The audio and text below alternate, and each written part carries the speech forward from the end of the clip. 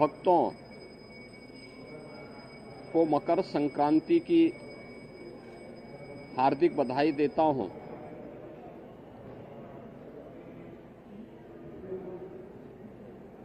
मकर संक्रांति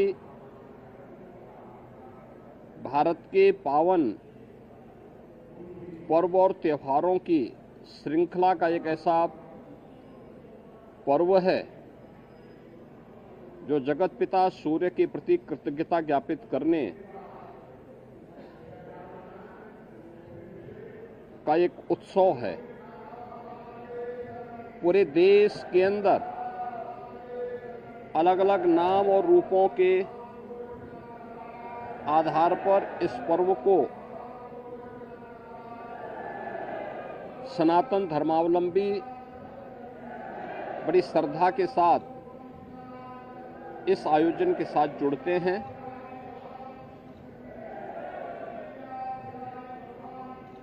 देश के अंदर उत्तर हो, दक्षिण हो, पूरब हो, पश्चिम हो, पूरे देश के अंदर अलग अलग नाम और रूपों में इस पर्व को लोग मनाते हैं, इस उत्सव के साथ जुड़ते हैं। उत्सव भारत की सनातन धर्म की परंपरा में आनंद के क्षणों को एकजुटता के साथ, एकता के साथ आयोजित करने, अपनी खुशी के साथ पूरे समाज की खुशी को जोड़ने का एक सशक्त माध्यम रहा है।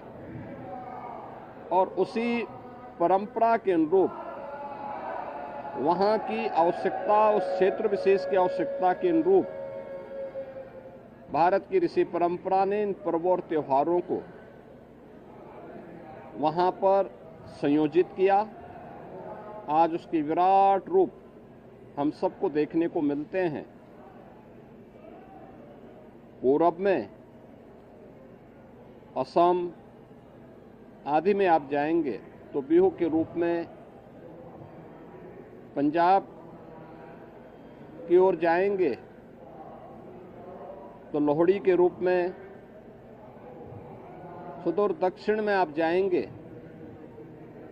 तो पोंगल के रूप में,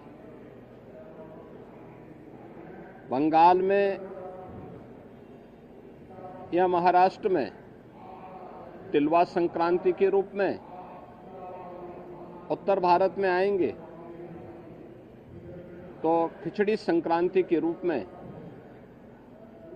इस महापर्व को आयोजित श्रद्धालुजन करते हैं। एक और हम लोग यहाँ पर महायोगी भगवान गोरक्षनाथ की इस पावन धरा पर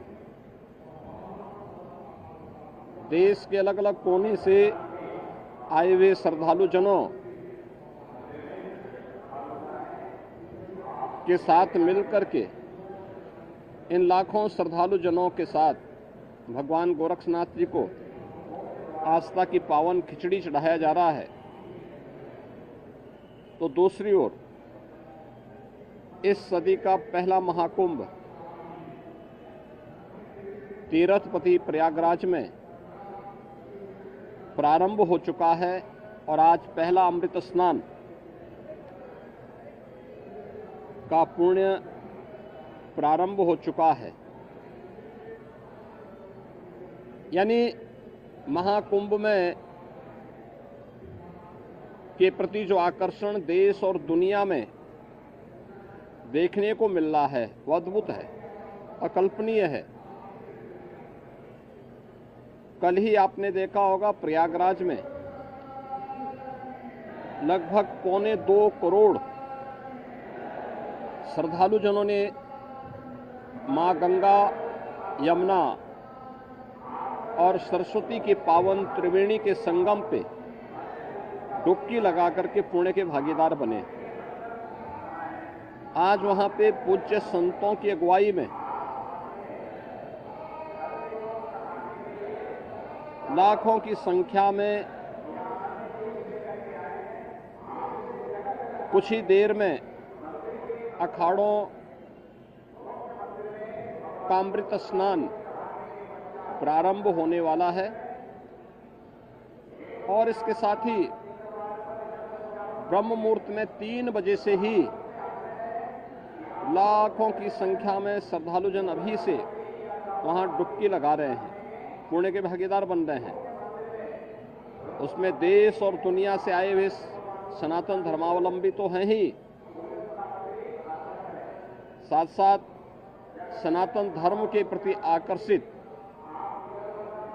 तमाम विदेशी श्रद्धालु भी इस महाकुंभ के साक्षी बन रहे हैं। महाकुंभ का आज द्वितीय स्नान है, लेकिन पहला अमृत स्नान जिसमें अखाड़ों की शोभा यात्रा निकलेगी, उनकी सवारियां निकलेंगी, यह भी आज महाकुंभ में होगा और इस प्रारंभ होने वाला है। प्रदेश के अंदर अलग अलग स्थानों पर इस अवसर पर पवित्र नदियों में, सरोवरों में स्नान, ध्यान, दान, पुण्य का कार्यक्रम बड़े उत्साह से प्रारंभ हो चुका है। ये मेरा सौभाग्य है कि मुझे अभी यहाँ पर भगवान गोरक्षनाथ की इस पावन स्थली पर बाबा के श्री चरणों में पावन खिचड़ी को चढ़ाने का अवसर प्राप्त हुआ है। आज दिन भर लाखों की संख्या में प्रदेश भर से, देश भर से और नेपाल आदि देशों से भी आए हुए ये सभी लाखों श्रद्धालु बाबा को अपनी पावन खिचड़ी चढ़ाएंगे। आपने देखा होगा कहीं भी कोई समस्या नहीं, श्रद्धालुजन बड़ी श्रद्धा के साथ अपनी आस्था की खिचड़ी चढ़ा रहे हैं और बाबा के प्रति अपनी श्रद्धा को व्यक्त कर रहे हैं। इस अवसर पर मेरी पूरे प्रदेश वासियों से आस्था के इस पावन महापर्व पर यही अपील है कि पर्व और त्यौहार हमें एकता का संदेश देते हैं, सामाजिक एकता का, राष्ट्रीय एकता को सुदृढ़ बनाने का, और इन पावन परंपराओं को अक्षुण्य बनाए रखने, इनकी पवित्रता और इसकी मर्यादा का पालन करने की भी प्रेरणा प्रदान करते हैं। मेरी विशेष अपील होगी, पर्व और त्योहारों के पीछे श्रद्धा का भाव यह अभिनंदनीय है।